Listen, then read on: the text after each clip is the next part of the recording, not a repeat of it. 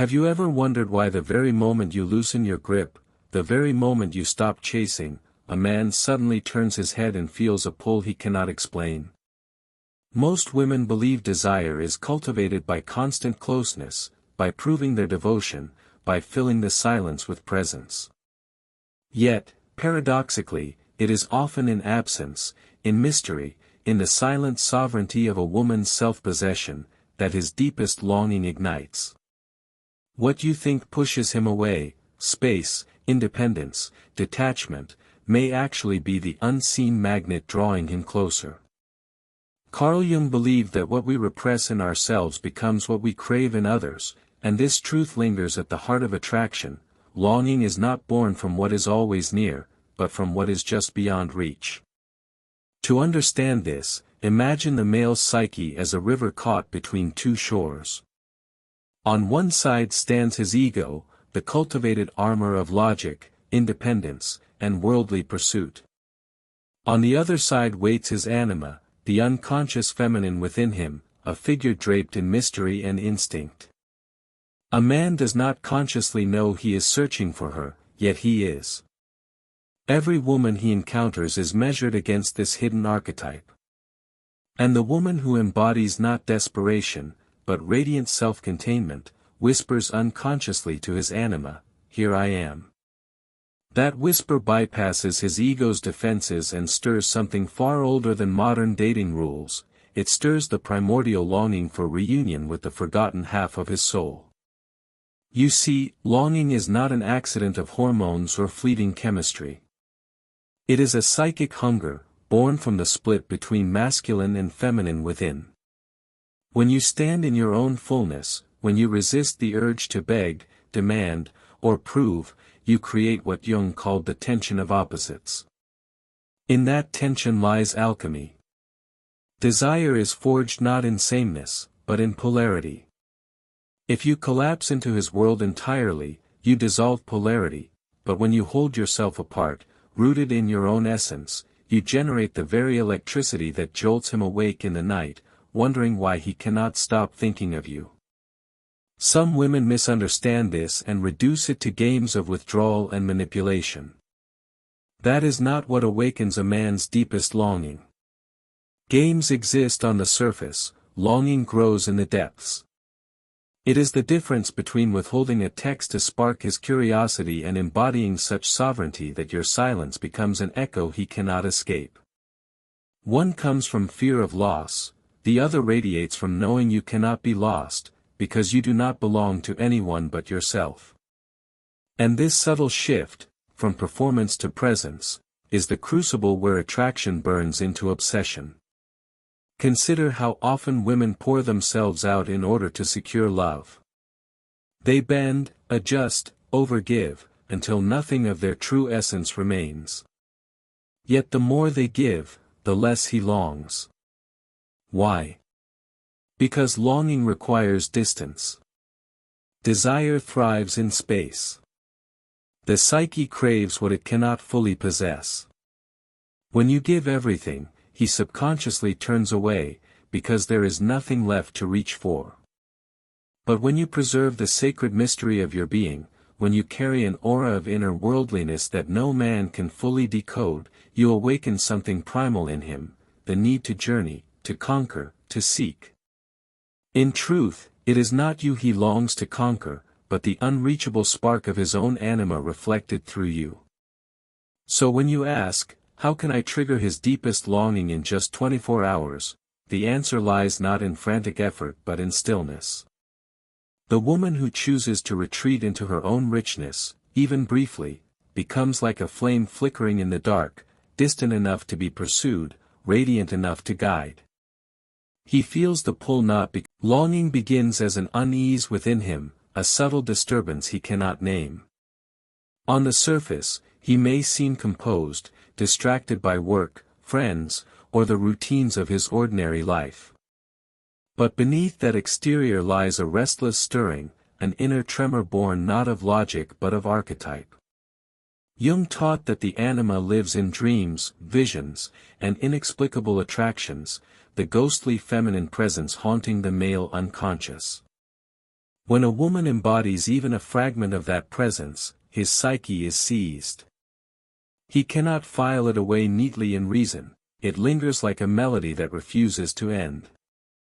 You may think he longs for your beauty, your touch, your words, but these are only symbols, vessels through which his deeper archetypal yearning flows.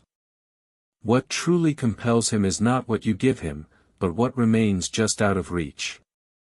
His unconscious does not crave possession but pursuit, not comfort but tension. The psyche feeds on the polarity between what it touches and what it cannot fully grasp.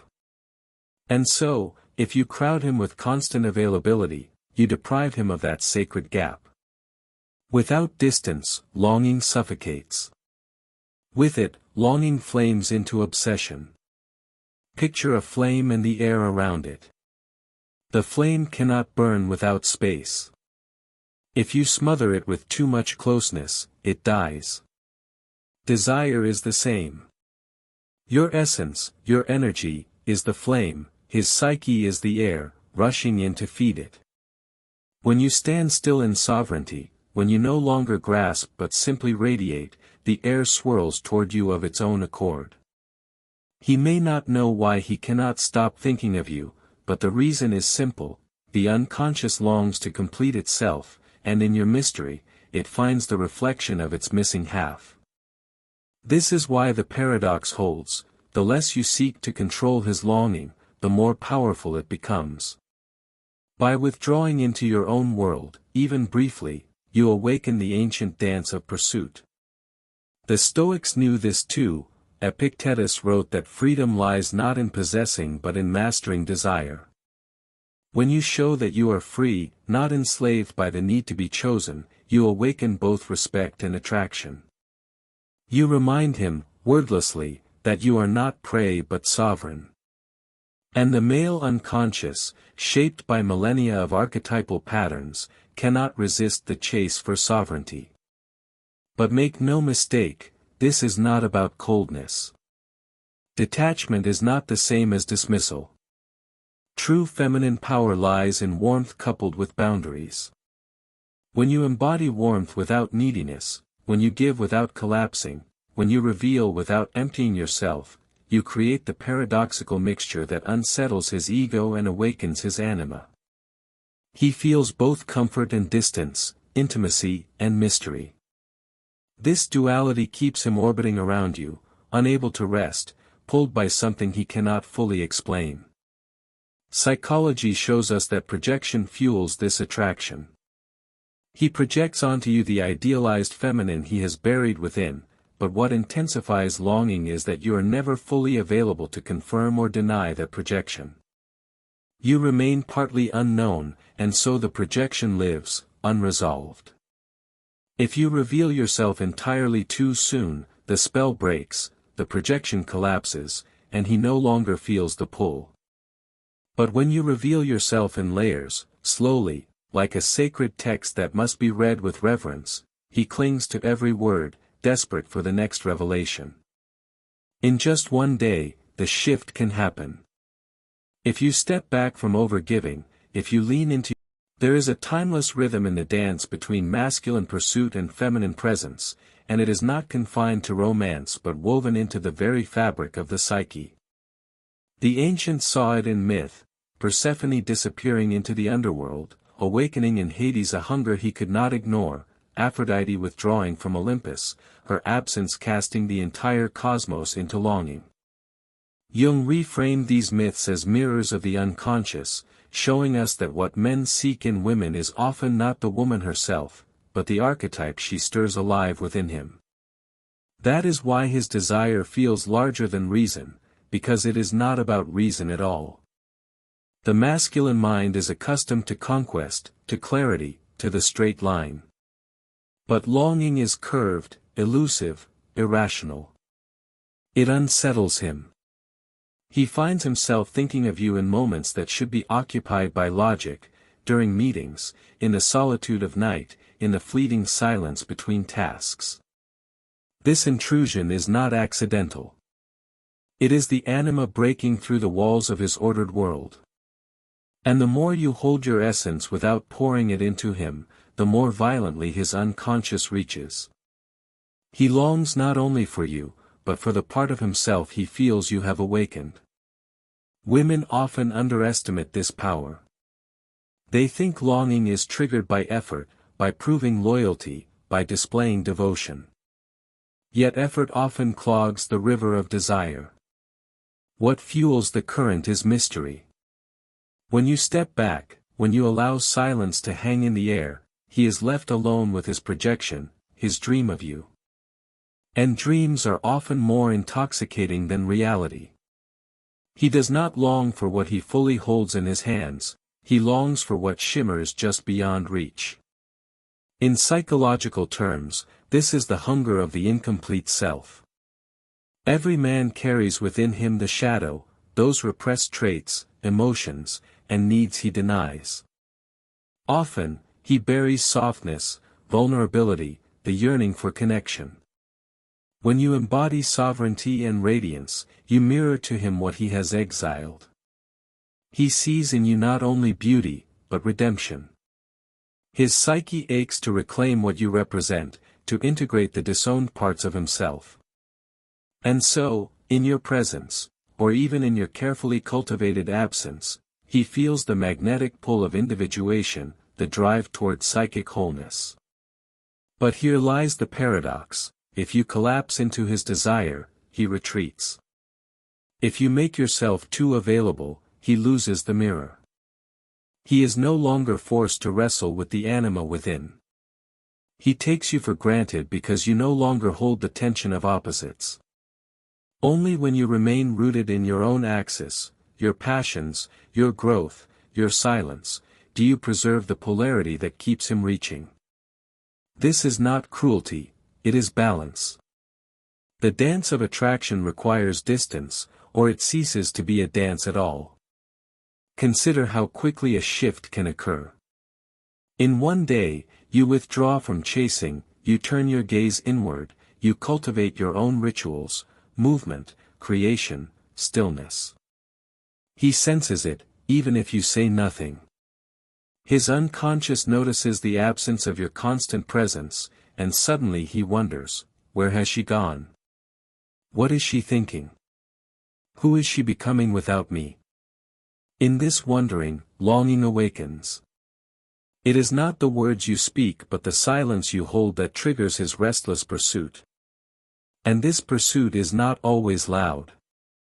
It may appear in subtle gestures, a lingering message, a question about your day, an unexpected tenderness. Longing deepens when the feminine stops trying to perform and begins to embody. Performance is external, it belongs to the mask of the persona, the social face crafted to gain approval. But embodiment is internal, rooted in essence, untouched by external validation. When a woman ceases to perform for a man, something profound occurs. She stops mirroring only what his ego wants to see and begins reflecting what his unconscious needs to feel. That shift unsettles him. He may not consciously know why, but suddenly she seems different, grander, heavier with meaning, harder to dismiss. Jung called this process projection and withdrawal. A man projects his anima onto a woman, and through her, he touches the inner feminine he has neglected. Yet projection alone is not enough to sustain longing. It is when the woman does not collapse under the weight of his projections that she remains magnetic. She lets him see fragments of his soul reflected, but she does not hand over the entire mirror. She reveals just enough to awaken pursuit, while the rest remains veiled. This veil, this boundary, is sacred. It preserves her sovereignty and intensifies his hunger. To the female psyche, there is often a temptation to give more, to explain, to reassure. It comes from trauma, from centuries of conditioning that taught women their worth is proven through sacrifice. But the paradox is clear: sacrifice kills longing, while sovereignty nurtures it. When you reassure him too much, when you erase all mystery, you starve his unconscious of the chase it craves. But when you resist that impulse and allow silence to live between you, the silence becomes a cathedral of longing. He hears echoes in it that words could never create. Imagine the psychological terrain within him during those hours of absence. The ego protests, telling him he does not need you, that he is in control.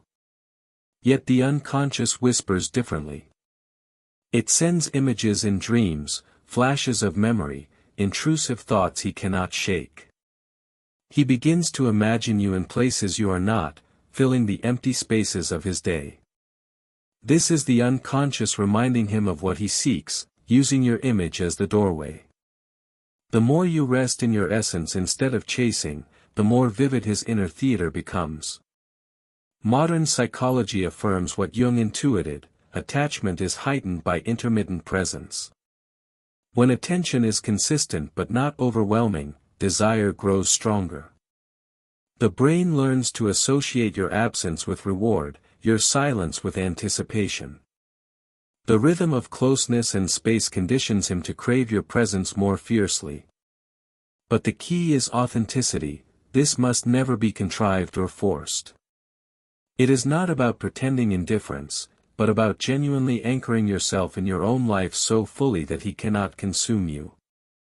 In that authenticity, longing becomes inevitable. This is why some women trigger longing in mere hours. It is not their beauty alone, nor their charm.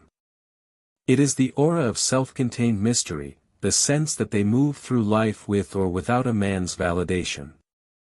A man may enter their orbit, but he is not their sun. He feels both included and excluded, drawn in yet aware of an inner sanctum he cannot penetrate. That tension is unbearable to the ego but irresistible to the unconscious. And so he pursues, not simply to win her affection, but to resolve the restless split within himself. If you want to trigger this in just 24 hours, you need not move mountains. You need only return to yourself. Let him feel the subtle absence of your energy, the shift from outward chasing to inward being. When longing ripens, it does not roar like fire, it coils like smoke, subtle, persistent, inescapable. The man begins to sense that something has slipped from his grasp, yet he cannot name what. His rational mind searches for explanations, but none suffice. It is not your words or gestures that haunt him, it is the space you create, the mystery you refuse to dissolve. He feels you like a half-forgotten dream, and dreams have the power to command even the most disciplined mind. This is the moment where archetypes come alive. Within his psyche, the warrior feels challenged, the lover feels awakened, the king feels stirred, and the child feels abandoned. Each archetypal voice competes, urging him toward you. The warrior says, "Pursue her." The lover whispers, "Surrender to her." The king demands, "Claim her." And the child fears, "Don't let her go." These inner conflicts create a storm that no logic can quiet. Longing is not linear, it is archetypal chaos pressing him toward action. The feminine must understand her role in this storm. She is not the chaser, nor the rescuer, nor the explainer. She is the axis around which the storm revolves. The more she roots into her center, the more violently the winds of his psyche circle. If she collapses into his chaos, she loses polarity, and the storm dissipates. But if she holds steady, calm, radiant, unshaken, he feels simultaneously tormented and enchanted. She becomes to him what Jung called the Vimana figure, a person invested with numinous, otherworldly power. And once a man casts you into that role, his longing deepens into something that feels like destiny. Trauma psychology explains why this can happen so quickly.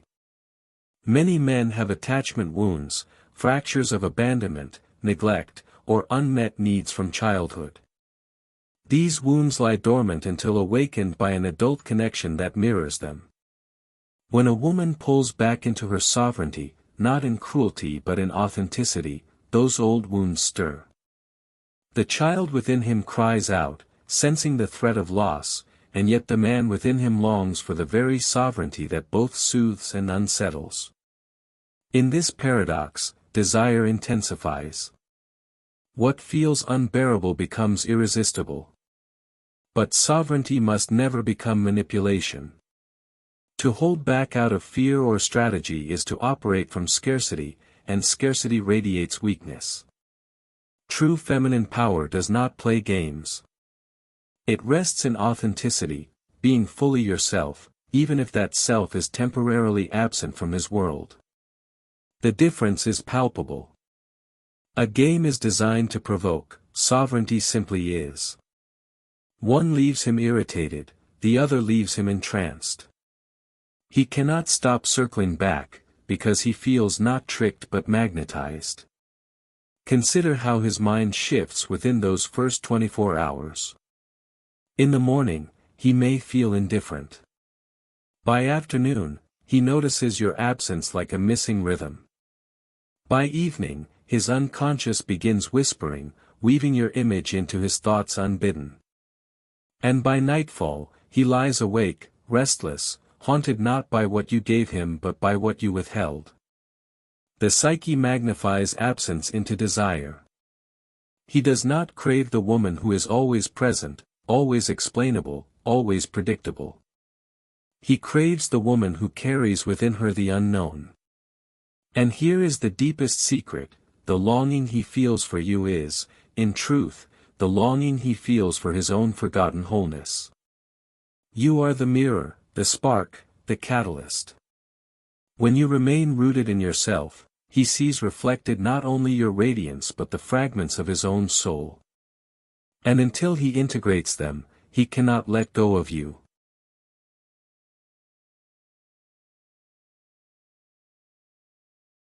Longing is not static, it grows in waves, swelling and receding, but each return carries more force. The male psyche does not rest once stirred, it circles, obsesses, replays. What was once ordinary in your presence now becomes extraordinary in your absence. A phrase you spoke lingers like an incantation. A glance becomes an omen. Even your silence acquires weight, as if it conceals secrets too profound to name. He is no longer seeing you as you are alone, he is seeing you through the lens of his anima, the eternal feminine within him, and that lens magnifies your every detail into myth. The paradox is that you need not add anything to become this mythic figure. In fact, it is subtraction that deepens his hunger. Subtract over-explaining, subtract the compulsion to prove, subtract the constant availability. What remains is essence. And essence is luminous precisely because it is ungraspable. When you walk through life carrying your own world, he begins to orbit you as if you were a celestial body. His unconscious crowns you as an archetype, part lover, part mystery, part redeemer of what he has exiled in himself. Yet this archetypal pull does not guarantee peace. In truth, it unsettles him.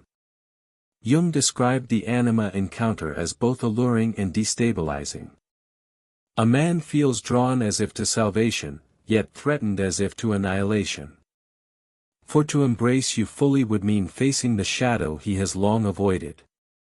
Your sovereignty confronts him with his dependency. Your mystery confronts him with his emptiness. Your presence confronts him with the vulnerability he hides beneath armor. And so he oscillates between approach and retreat, fascination and fear. This oscillation is not rejection, it is the very sign that longing has taken root. If you resist the urge to collapse into reassurance, you allow this oscillation to deepen. Each time he pulls back, he feels the sting of absence. Each time he approaches, he tastes the sweetness of connection. The push and pull carves channels in his psyche, binding his desire more tightly with each turn. Attachment researchers call this the intermittent reinforcement of longing. It makes bonds harder to break than steady consistency ever could. What he cannot fully predict, he cannot release. But let us be clear, this is not a call to cruelty or manipulation. The sacred feminine does not toy with wounded hearts. Rather, she holds herself as whole, neither collapsing to soothe nor hardening to punish. She allows him to feel his own longing, because longing is his path to self-discovery. In chasing you, he chases the lost fragments of himself. In desiring you, he confronts the shadows he has buried. Your role is not to heal him, nor to fix him, but to remain in essence so he can glimpse what he has lost. Think of the way water shapes stone. It does not push, it does not demand, it simply flows, and in time the stone is carved. Your sovereignty is that water. His psyche is that stone. By being what you are without collapse, you carve channels of longing in him that no force could replicate. In just one day, the shift begins. He wonders why he feels uneasy when you are silent, why he feels restless when you are absent. His ego may deny it, but the unconscious knows. He has been marked by an encounter with the archetypal feminine, and he cannot return unchanged. This is how longing becomes destiny in his mind. Not because you pursued, but because you remained. Not because you gave endlessly, but because you withheld nothing. Longing is never satisfied by possession alone, for what he desires is not merely your body, nor even your affection, it is the unreachable core of your being. This is why men who appear to have it all with a woman can still feel restless, still pursue, still ache. The unconscious does not hunger for what is fully consumed, it hungers for what continually reveals itself in layers. You are not a gift to be unwrapped once, but a temple to be entered with reverence, each chamber opening only as he proves ready to behold it. This unfolding is what makes longing immortal. The mistake many women make is confusing visibility with intimacy. They reveal everything at once, every thought, every wound, every dream, as if full exposure guarantees connection. But in truth, full exposure extinguishes mystery. Longing thrives when revelation is gradual, when intimacy deepens like a candlelit corridor, each step revealing more, yet leaving shadows still unlit. Jung spoke of the numinous quality of the anima, she is never fully known, never fully grasped, always carrying the aura of the divine. The woman who holds herself as numinous, even in ordinary life, awakens this same archetypal reverence. In him, this reverence is not calm but restless. His ego may resist, trying to trivialize his feelings, insisting he is in control. Yet the unconscious works in silence, weaving you into his dreams, into his idle thoughts, into the texture of his day. He may try to occupy himself, yet the thought of you returns. He may try to distract himself, yet your image intrudes. It is as though his soul has branded you, and every attempt to shake free only deepens the mark. This is not logic, this is archetypal compulsion. Modern neuroscience affirms what the ancients already knew, the brain is addicted not to certainty, but to anticipation. Dopamine rises not in the moment of receiving, but in the moment of waiting, of expecting, of almost. This is why absence can trigger more longing than presence, and why silence can echo louder than speech. When you step back, even for a short time, you activate the circuitry of anticipation. He waits, he wonders, he imagines. An imagination, fueled by the unconscious, can be far more intoxicating than reality. The feminine art lies in understanding this without exploiting it. To retreat into your own life is not to play a game, but to honor your wholeness. When you move toward your passions, your body, your friendships, your work, you signal to the world, and to him, that you are not orbiting any single man. You are orbiting yourself. This is the essence of magnetic sovereignty. And sovereignty does not repel men, it awakens them. For in seeing a woman who needs nothing, a man feels the ancient pull to give everything. And here lies the paradox he cannot escape: the very moment you stop seeking him, he begins seeking you. The moment you cease to prove your worth, he begins to feel your worth. The unconscious is wired this way: what is secured too easily loses its luster, while what stands in quiet dignity radiates an aura of inevitability. He feels that inevitability when you detach, when you rest in your essence without chasing. It whispers to him, "She does not need me, yet I cannot stop needing her." In just one day, this shift alters the entire terrain of his psyche. He feels the hunger of pursuit ignite, the ache of absence, the restless swirl of projection. And though he may resist, though he may rationalize, the truth remains: longing has taken root. What you withheld was not love, not affection, but need. As longing intensifies, it transforms from a fleeting desire into a haunting presence. He may go about his day, speaking, working, laughing with others, but beneath it all, a low hum persists, like a note held by an unseen instrument. This hum is you, not the you he objectively knows, but the archetypal image his unconscious has woven from fragments of your essence. You have become, in his inner theater, both muse and mystery, and the more he resists, the more powerfully the image roots itself. Jung described this as the anima's captivity of the male psyche. When activated, she commands attention like a goddess demanding worship. A man cannot think his way free because the longing is not intellectual, it is archetypal, irrational, psychic. He feels as if a piece of his soul lies outside himself, and instinct drives him to retrieve it. You, embodying sovereignty, embody that missing piece, not because you complete him, but because you reflect the forgotten half he seeks to integrate. The hunger he feels is not only for you but for his own lost wholeness. And so, his behavior shifts. He looks for signs, for openings, for ways back into your orbit. A text at an odd hour. A sudden question laced with more meaning than the words suggest.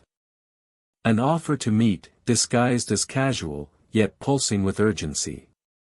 These gestures are not random, they are the ego's attempt to grasp what the unconscious has already claimed as vital. He is not choosing to long for you, he is compelled to. But here lies the greatest power of the feminine, to hold her ground while he wrestles with his storm. Many women collapse at this stage, swept away by the flood of his attention, eager to reassure, eager to reward pursuit.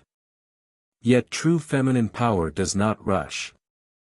It allows the current to rise, allows him to circle, allows the longing to grow heavy within him. In this waiting, the bond strengthens. Longing, like wine, becomes richer with time. To pour it out too soon would cheapen its flavor. The psyche thrives on polarity. Masculine energy moves outward, seeking conquest, clarity, resolution. Feminine energy holds inward, embodying mystery, nurturing depth. When you remain rooted in feminine polarity, present yet not consumed, warm yet not desperate, you preserve the field where longing flourishes. He feels the constant pull between approach and retreat, desire and hesitation. Each oscillation deepens the imprint, making you not merely a woman in his life but a figure lodged in his soul. Consider the psychological mechanics behind this. Studies on desire show that anticipation heightens neural pathways more than fulfillment. A kiss imagined can flood the brain with more dopamine than a kiss received. This is why absence, handled with sovereignty, is not loss but amplification. By stepping back, you amplify his experience of you far beyond what constant presence could ever provide. You become larger in absence than in presence, and he feels that expansion as irresistible longing. In time, he will call it fate, destiny, inevitability. But what it truly is the meeting of archetypes, the anima in him recognizing the sovereign feminine in you. And until he faces this, he will not find peace. He may try to distract himself with others, with work, with escape, but the echo remains. What you awaken cannot be silenced, only integrated. And that is the secret: you are not asking for his longing, you are allowing it. You are not forcing it, you are embodying it. The man who encounters such sovereignty does not simply desire, he aches, he pursues, he dreams. And in those dreams, he begins to see that the woman he longs for is not longing. Once it matures, takes on a sacred weight. It is no longer the flicker of attraction, nor the fleeting restlessness of desire. It becomes a gravity, pulling him toward you even as he resists. He may try to rationalize it, telling himself it is infatuation, coincidence, passing chemistry. Yet the unconscious does not obey rational denial. The image of you persists, woven into his psyche, a thread of destiny tugging him closer with every passing hour. What unsettles him most is not what he knows of you, but what he does not. Mystery is the lifeblood of longing. He feels that there is more within you than he has touched, more than he has earned the right to see. Each time you remain sovereign, each time you refrain from collapsing into his orbit, you remind him that your essence is not his possession. You are a whole world, not a satellite circling his. And the male unconscious, shaped by millennia of archetypal pursuit, cannot resist a world that refuses to be conquered in a single stride.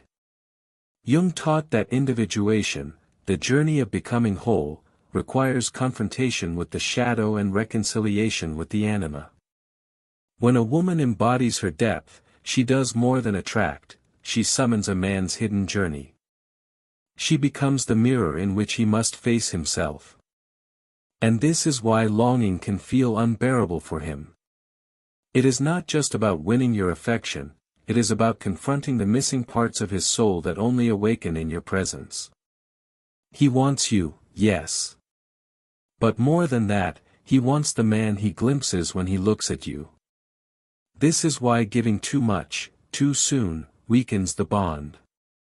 If you surrender your entirety in a rush, he feels momentarily satisfied, but the unconscious hunger fades. There is nothing left to chase, nothing left to wrestle with, nothing left to complete. Longing dissolves into complacency. But if you allow him to approach in stages, if you reveal yourself like dawn, first the hint of light, then the unfolding sky, you keep alive the archetypal tension that fuels his pursuit. It is not cruelty, it is rhythm. Desire is music, and music lives in timing. Modern trauma psychology sheds more light here. Many men carry unhealed wounds of abandonment or engulfment. They crave closeness but fear being consumed, they desire connection but dread losing themselves. When you remain sovereign, you soothe both fears.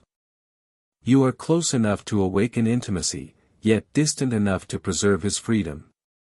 In that balance, he feels safe to long without terror, to pursue without fear of losing himself. The sovereignty you embody gives him permission to integrate rather than flee. And yet, sovereignty is not distance alone, it is radiance. It is not withdrawal into coldness, but expansion into your own fullness. When you nurture your passions, when you inhabit your body with grace, when you cultivate friendships, creativity, stillness, you glow with the energy of a woman who needs nothing, yet blesses everything she touches. This glow is irresistible. It is the glow of the feminine in her essence, a light that calls forth both the lover and the king in a man. He longs not only to be near it, but to be worthy of it. So the paradox deepens: the more you belong to yourself, the more he longs to belong to you. The more you detach from external validation, the more he seeks your validation. And in this dance, something ancient is reborn. He no longer sees you as merely a woman in time, he feels you as an archetype outside of time. You become, in his psyche, the embodiment of the eternal feminine. And once a man touches that archetype, longing reaches its climax not in the fever of pursuit, but in the quiet recognition of what cannot be possessed. The man eventually realizes that what draws him is not a prize to be claimed, but a mystery to be honored. In this revelation, his desire ceases to be shallow hunger and becomes reverence. He begins to see that the woman before him is not merely a mirror of his anima, not merely an answer to his wounds, but a sovereign being with a destiny untouched by his grasp. And in this recognition, his longing transforms into something enduring. For the feminine, this is the point of liberation. To know that longing is triggered not by tricks, nor by sacrifice, but by authenticity, is to reclaim the sacred power stolen by centuries of conditioning. You are not magnetic because you chase, because you bend, because you explain, you are magnetic because you are. Because you hold your essence with quiet dignity. Because you allow the tension of opposites to breathe without forcing resolution. The most powerful attraction is born not from what you give away, but from what you refuse to abandon, your sovereignty. Jung's philosophy teaches that individuation requires facing the unconscious, and relationships are one of its fiercest crucibles. When you embody sovereignty, you force him into confrontation with his own shadow, his fear of abandonment, his hunger for wholeness, his resistance to vulnerability. He may stumble, he may resist, but he cannot forget. You are imprinted into his psychic journey not as a fleeting lover, but as a catalyst for transformation. That is why longing can last years, even lifetimes, when sparked by a woman who knows her essence. But here lies the deeper truth: your worth does not rest in his longing. Longing is a mirror of his psyche, not a measure of your value. Whether he pursues or retreats, whether he integrates or resists, your essence remains untouched. True feminine empowerment is not in being chosen, but in choosing. To understand that his desire is not the crown upon your head, but the echo of your own radiance in his soul. When you know this, you are free. Modern psychology speaks of attachment, projection, reinforcement. Ancient philosophy speaks of fate, myth, destiny. Both point to the same truth: longing is real, but it is not yours to control. What you control is only your own embodiment. To be the flame, not the moth. To be the axis, not the storm. To know that when you rest fully in yourself, you awaken not only his hunger, but your own serenity. You no longer chase, because you are whole. You no longer beg, because you are radiant. You no longer fear loss, because you are sovereign. And so the paradox comes full circle. You trigger his deepest longing not by moving toward him, but by standing fully in yourself.